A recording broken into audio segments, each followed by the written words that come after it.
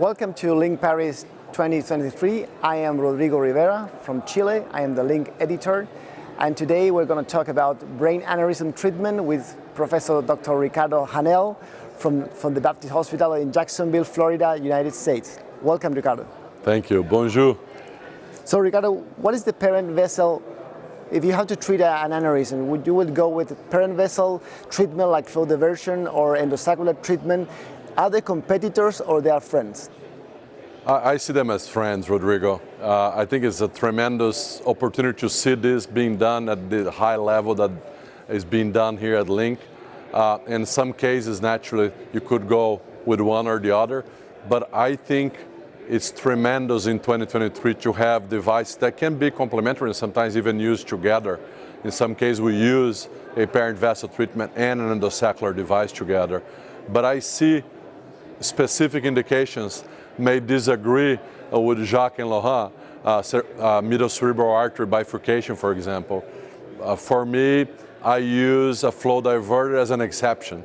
For me, an endosaccular is, I'm looking for the lowest risk modality for my patients.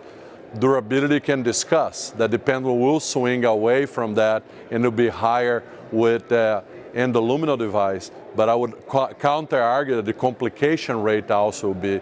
So I think it's a mix and match. What is a good treatment for protection of the aneurysm with the most acceptable rate of complications? So I think they're friends, not foes. So when dealing with flow diversion, as you said, it's a great innovation, flow diversion for the aneurysm treatment, but there's still a gap of aneurysms that don't close enough with this technology. What are we missing, or what we should seek for the future in that? I think there are two things there. One, I think we'll have coatings that would enhance healing. I think that's definitely a gap that we need to see closing on the field. So I think there will be specific agents to either treat the vessel wall with a laser, for example, or the device that would enhance healing. That's another one that I think we can use alternatives of using both endosaccular coil or a given device inside to enhance the occlusion rate of that.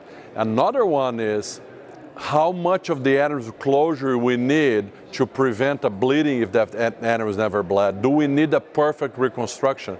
That's another avenue I think we're going to be interested to study that better. That's a good point.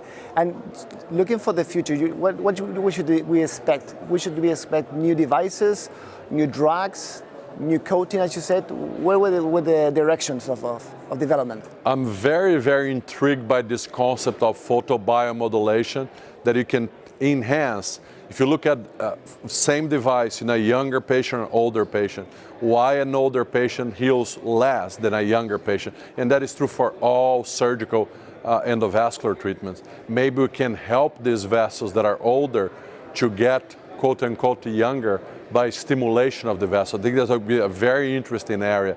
The other one is to get better devices and choosing the device according to the anatomy. I think that for me there's a little art there. We need data behind that to show if that makes a difference or not. Thank you very much for your answer, Ricardo. Thank you for being here at Linnc Paris. Thank you, Rodrigo. Gracias.